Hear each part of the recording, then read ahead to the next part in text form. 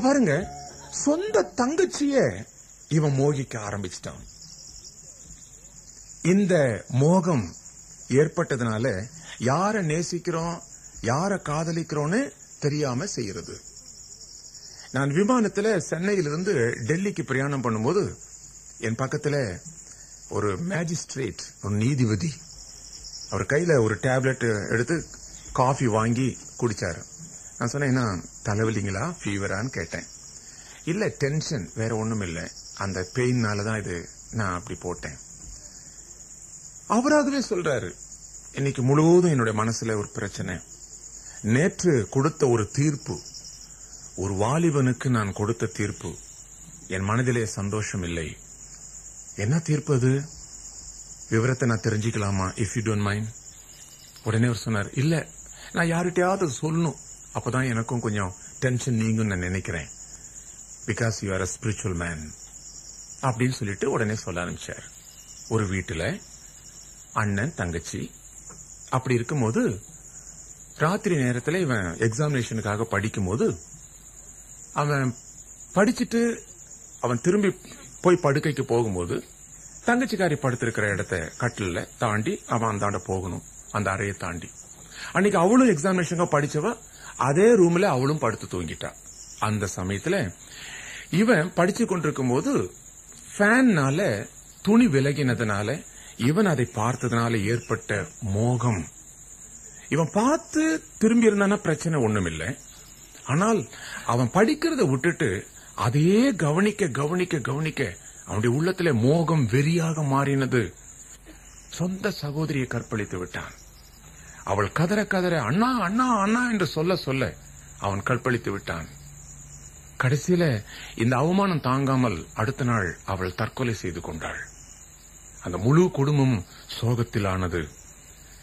பையன் ஓப்பனா அப்பா அம்மா கிட்ட சொல்லிட்டான். வெளியே போன அப்பா அம்மா திரும்பி வந்த போது நடந்த நிகழ்ச்சியை அவன் சொல்லிட்டான். அப்பா, என்ன தண்டனை கொடுத்தாலும் நான் சரி வாங்குறேன் அப்படின்னு சொல்லிட்டு கண்ணீர் விட்டு கதறினான். சரி பரவாயில்லப்பான்னு தங்கச்சியும் தேத்திட்டாங்க. ஆனா மறுநாள் தங்கச்சி தற்கொலை செய்து கொண்டா. அவளுக்கு என்னமோ அதை தாங்க முடியாத ஒரு வேதனையாய் போச்சு. உடனே போலீஸ் என்கொயரி வந்துச்சு. போஸ்ட்மார்ட்டம் பண்ணும்போது இது சூசைடுன்னு சொல்லி பண்ணிருந்தனால போலீஸ் என்கொயரி வந்தது. அப்பா அம்மா மறைச்சிட்டாங்க. அவளே பண்ணிட்டா, என்ன காரணம் தெரியல, லெட்டர் கெட்டர் ஒன்னும் எழுதி வைக்கல, அவளே செத்துட்டான்ட்டாங்க. ஆனா இவனை என்கொயரிக்கு கூப்பிடுமா சொன்னான். நான் தான் காரணம். அப்பா அம்மா பையனுடைய காலை பிடிச்சு கெஞ்சுறாங்க, வேண்டாண்டா வேண்டாண்டா வேண்டாம், நீ தப்பு பண்ணி நீதான் சரியாயிட்டேப்பா, தெரியாம நடந்த விஷயம் தானே, இப்ப என்ன நடக்கணும் உனக்கு தெரியுமா? போலீஸ் பிடிச்சிட்டு போயிடுவாங்க, நிச்சயமா உனக்கு தண்டனை கிடைக்கும். இது தற்கொலை கேஸ். இது உன்னால அவ தற்கொலை பண்ணிக்கிட்டானாக்கா நிச்சயமா அதுக்கு நீதான் குற்றவாளி. ஏன்னா நீ வேற ஓப்பனா ஒத்துக்கிற. வேண்டாண்டா வேண்டாண்டா, இந்த குடும்பத்துல ஒருத்தையே தான் நான் இழந்தேன், உன்னையும் நான் இழக்க பிரியப்படல கெஞ்சுறாங்க. இல்லப்பா, எனக்கு தண்டனை வேணும், எனக்கு தண்டனை வேணும். நியாய தீர்ப்பின் சமயத்துல அங்க அந்த கூண்டுல இருந்துட்டு அவங்கிட்ட கேக்குறா, மேஜிஸ்ட்ரேட் கேக்குறாரு, உண்மைதானே தம்பி, நீ என்ன சொல்ற? 100% உண்மை, நானே இதற்கு காரணம், அவளுடைய மரணத்துக்கு நான் தான் காரணம், நான் ஜீவிக்க கூடாது, என் சொந்த சகோதரிய நான் இப்படி செஞ்சிருக்கிறேன்னாக்கா அதுக்கப்புறம் நான் ஜீவிச்சேன்னா இன்னும் நிறைய பேரை நான் கெடுத்துருவேன் நினைக்கிறேன். என்ன ஒரு தைரியம், என்ன ஒரு துணிகரம். எனக்கு எப்படி இந்த துணிகரம் வந்துச்சுன்னு எனக்கு தெரியல. தயவுசெய்து என்ன தூக்குல போட்டுடுங்க, என்னால இதை தாங்கிக் கொள்ள முடியாது.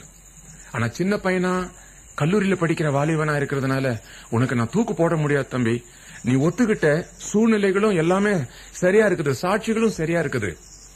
அதனால உன்னுடைய வாலிபத்து நிமித்தமாய், உன்னுடைய நீயே ஒத்துக்கொண்டது நிமித்தமாய், நீ படிக்கிற பிள்ளை என்றது நிமித்தமாய் மாணவர்களுக்கு இருக்கிற அந்த சிறையில உனக்கு இத்தனை வருடங்கள் தண்டனை கொடுக்கறேன்னு சொல்லிட்டு கொடுத்துட்டாரு. இப்ப நான் அதை நினைச்சு ஃபீல் பண்றேன். அந்த பையன் கண்ணீர் விட்டது இன்னும் என் முன்னாடி இருக்குது. கண்ணீர் விட்டு அழுதது, என்ன தூக்குல போடுங்கன்னு கேட்டான். நான் கொடுத்த தண்டனை சரிதானான்னு எனக்கு ரொம்ப குழப்பம். ஏன்னா அவன் அவ்வளவு தூரம் ஒத்துக்கிட்டானே, அவனை விடுதலை பண்ணலாம், ஆனா சட்டம் இடம் கொடுக்கலையே. அவன் மனம் திரும்பிட்டான், ஆனா சட்டம் இடம் கொடுக்கலையே. ஆகவே அந்த சட்டத்தின்படி அவனுக்கு கொடுக்கிற குறைந்தபட்ச தண்டனை தான் கொடுத்திருக்கிறேன். இருந்தாலும் அவன் வாழ்க்கை போச்சே, அவனுடைய படிப்பு போச்சே.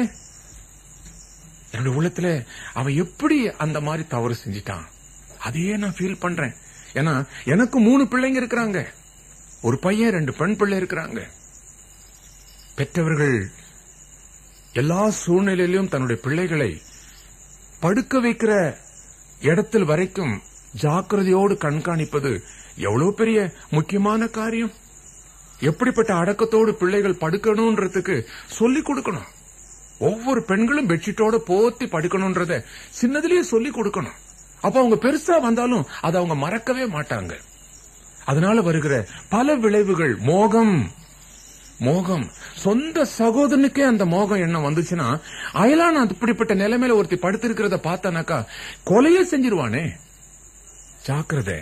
இப்படிப்பட்ட காரியங்களில இப்படி துணிகரமாய் போனதுக்கு காரணம் என்ன? மோகம். தன்னுடைய சொந்த சகோதரி என்றும் பார்க்காதபடி இந்த அம்னோன் அவளை கெடுக்க முயற்சி பண்ணான். ஆனா பாருங்க, கேட்டா அவ ஒத்துக்கல. அதுக்கப்புறம் உள்ள வசனம் வாசிங்க, 2வது வசனம் வாசிங்க.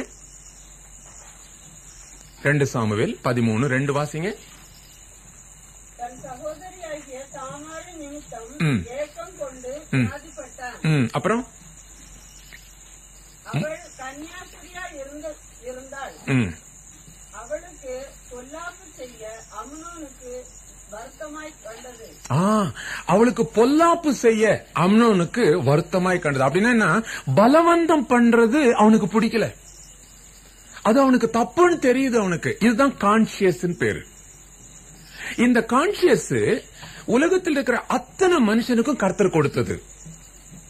ஆனா கிறிஸ்தவர்கள் ஆனதுக்கு அப்புறமேல இந்த கான்சியஸோடு மற்றொன்னு சேர்ந்துக்குது. என்ன? பரிசுத்த ஆவி. மனசாட்சி ஒரு பக்கம் சொல்லுது, பரிசுத்த ஆவி ஒரு பக்கம் போராடிட்டு இருக்கிறார். வேண்டாம் வேண்டாம், அந்த தொடர்பு வேண்டாம், அந்த கான்வர்சேஷன் வேண்டாம், அந்த பேச்சு வேற லைனுக்கு ஒன்னு இழுத்துட்டு போகும், வேண்டாம் வேண்டாம் வேண்டாம். இது உன்னை சொல்லி சொல்லி காட்டும், உணர்த்தி காட்டும். மனசாட்சி ஒரு பக்கம் குத்துது, பரிசுத்தாவி ஒரு பக்கம் குத்துது. அதனால்தான் அந்த இயேசுவை அறியாதவனுக்கு இந்த பாவத்துல தண்டனை. ஆனா இயேசுவை அறிஞ்சு ஒருத்தன் பாவம் செய்யும் போது டபுள் தண்டனை. அறிந்திருந்தும் தவறு செய்கிறவன் அநேக அடிகள் அடிக்கப்படுவான். ஆனா அறியாதவனுக்கு குறைந்த அடிகள். அதான் அதனுடைய அர்த்தமே. அப்போ இந்த மனசாட்சி எல்லாருக்கும் கர்த்தர் கொடுத்திருக்கிறார். இந்த மனசாட்சி அவனை குத்துது. வேண்டாம், அவ ஓன் சிஸ்டர் ஆச்சே, ஒரே ரத்தம் ஆச்சே, ஆக அவளை நேசிக்க கூடாது, கட்டாயப்படுத்த கூடாது. அவளை சூழ்நிலை உண்டு, அவளை கட்டாயப்படுத்தி நான் கெடுக்கலாம். வேண்டாம் வேண்டாம் வேண்டாம் வேண்டாம். அவ கன்னியாஸ்திரின்னு சொல்லுது, இன்னும் கல்யாணம் ஆகல அவளுக்கு. அப்போ அப்படிப்பட்ட ஒரு பெண்ணை நான் கெடுப்பது அது துரோகம், அது வருத்தமான காரியம்.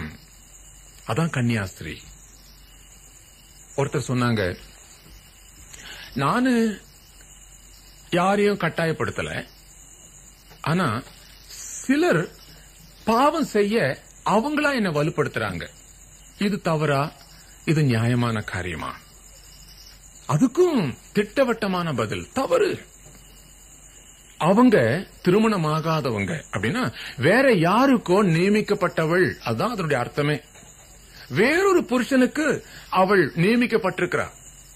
நீ அவளை நேசிச்சனாக்கா அந்த புருஷனுக்கு அவ துரோகம் செஞ்ச மாதிரி, அல்லது நீ அவளை கெடுத்தனாக்கா அவனுக்கு கட்ட போறவனுக்கு துரோகம் செஞ்ச மாதிரி. கொஞ்சம் ஆழமா போனா எவ்வளவு தூரம், எவ்வளவு காரியங்கள் பாவம் என்பது நமக்கு நல்லா விளங்கும்.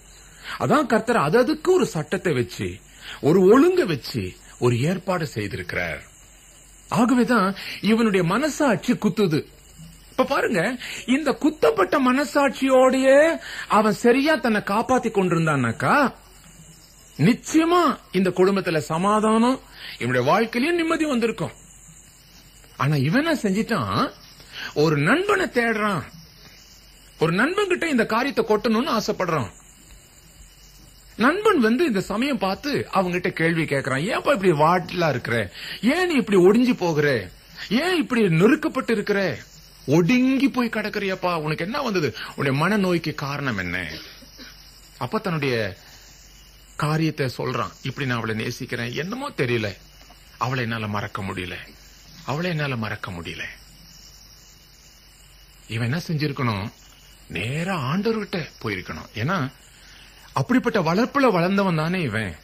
தேவனோடு நெருங்கின தாவீது ராஜா அவனுடைய பையனாச்சே. ஆராதனை பத்தி அவனுக்கு தெரியும், தேவனை பற்றி அவனுக்கு தெரியும். தேவன் பட்சபாதம் உள்ளவர் அல்ல, அவர் தண்டிக்கிறவர், அவர் பரிசுத்தர், மகா பரிசுத்தர், அப்படிலாம் இவனுக்கு தெரியுமே. தன்னுடைய பிரச்சனைகளை ஏன் நேரா தேவன்கிட்ட சொல்லி இருக்கலாமே, ஆண்டவரே நான் ரொம்ப நொந்து போயிருக்கிறேன், நான் நாளுக்கு நாளா இப்படி உருகிட்டு போறேன், என்னை கட்டுப்படுத்த என்னால முடியல, உதவி தாரும். உதவியை நேரா கர்த்தர்கிட்ட கேட்கறத விட்டுட்டு நண்பன்கிட்ட ஆலோசனை கேட்டுட்டான். அதுலதான் வந்தது பிரச்சனை. இன்னைக்கு நிறைய பேரு எழும்பி பிரகாசிக்கிற இந்த இடத்துல, இந்த கூட்டத்துல வளர்ந்தவங்க, நான் முதல் நாளே சொன்னேன், உங்களுடைய ரட்சிப்பின் அனுபவத்தை பெற்றுக் கொண்டுட்டீங்கன்னா ஆவிக்குரிய நண்பர்களை தேடுங்கன்னு சொன்னேன். பழைய நண்பர்களை விட்டுடுங்க, பரியாசக்காரரை விட்டுடுங்க. ஏன்னா சங்கீதக்காரனுடைய முதல் சங்கீதமே சொல்லுது, பரியாசக்கார உட்காரும் இடத்துல உட்காராமலும் அப்படின்னு முதல்லயே எச்சரிப்பு கொடுத்துருது. நீ அங்க நின்னா உன்னை உட்கார வேண்டி வரும், உட்கார்ந்துட்டுனா அப்புறம் உன்னால எழுந்திருக்கவே முடியாது. ஆகவே அப்படிப்பட்ட நண்பர்களை விட்டு நீ விலகிடணும், ஆவிக்குரியவர்களோடு இணைய நீ முயற்சி பண்ணணும். இவன் கர்த்தரிடத்துல போய் காரியங்களை சொல்லாம நண்பர்கிட்ட போய் ஓப்பனா பேசிட்டான். இந்த நண்பன் நல்ல ஆவிக்குரிய நண்பனா இருந்தா நிச்சயமா நல்ல ஆலோசனை கொடுத்திருப்பான். ஆனா இவனும் பாவத்தை செய்ய தூண்டி விடுகிறான்.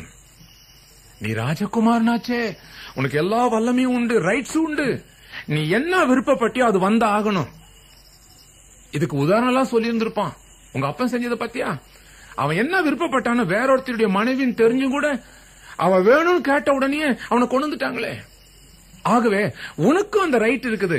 அப்படி ஏதாவது கேட்டா நீ யோகியமான்னு கேட்டுப்பாரு, கம்முன்னு ஆயிடுவான் உங்க அப்பன். இப்படி எல்லாம் சொல்லி கொடுத்திருப்பான். ஏன்னா சிலர் அப்படிதானே, சிலருடைய பலையனை வச்சுக்கிட்டு பிள்ளைய அடக்கணும், அடக்கவே முடியாது. ஒரே ஒரு வார்த்தை நீ யோகியமான்னு கேட்டாங்க வை, ஒன்னும் உன்னால பேசவே முடியாது. அதனாலதான் அநேக பிள்ளைகள் கண்டிக்க முடியாமல் பெற்றோர்கள் தவிக்கிறாங்க. தங்களுடைய சொந்த வாழ்க்கையில சாட்சி இல்லை.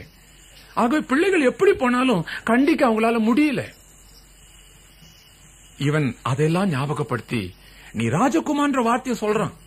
நீ ராஜகுமாரன், உனக்கு எல்லாத்திலும் உனக்கு ரைட் இருக்குது, அதிகாரம் இருக்குது, போப்பா போ, நான் இருக்கிறேன் பாத்துக்கோ. இப்படிதான் நண்பர்கள் கெடுக்கிறது.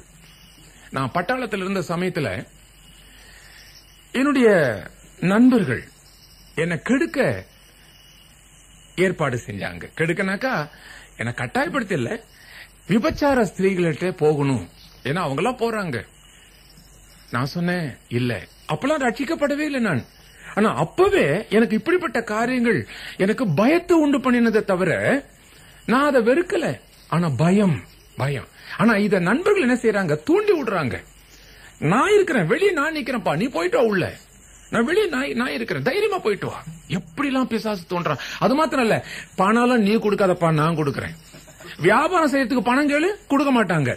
ஆனா இந்த பாவம் செய்யறதுக்கு எவ்வளவு வேணாலும் உனக்கு ஹெல்ப் பண்ணுவாங்க. இதுதான் பிசாசு நம்மை கெடுப்பதற்காக எவ்வளவு தூரம் வஞ்சகமா ஏற்பாடு பண்றான்னு யோசனை பண்ணி பாருங்க.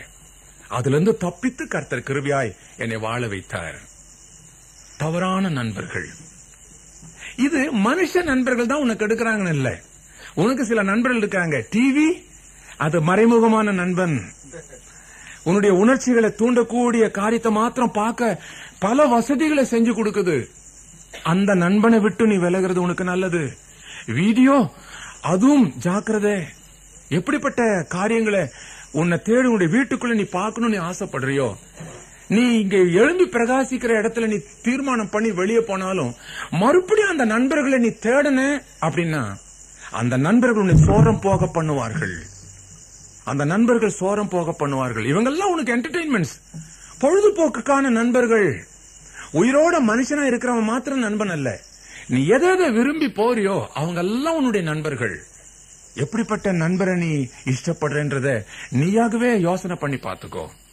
இந்த நண்பன் அவனுடைய உள்ளத்தை கிளற ஆரம்பித்துட்டான். இவனோ மனசாட்சி நிமித்தமா தப்பு பண்ணக்கூடாதுன்னு தீர்மானம் பண்ணிருக்கிறான். அதனாலதான் அவன் ஒடுங்கி போனான். ஆனா இவனோ அதை தூண்டி விடுகிறான். நடந்தது என்ன உங்க எல்லாருக்குமே தெரியும்.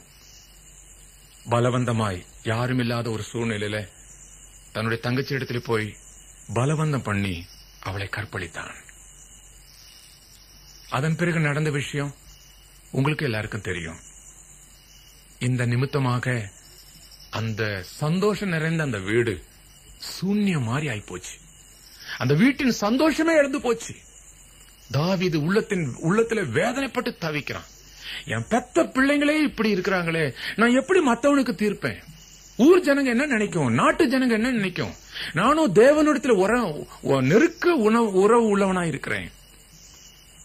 தாவீது ராஜாவுடைய மனசு பாதிக்கப்பட்டது.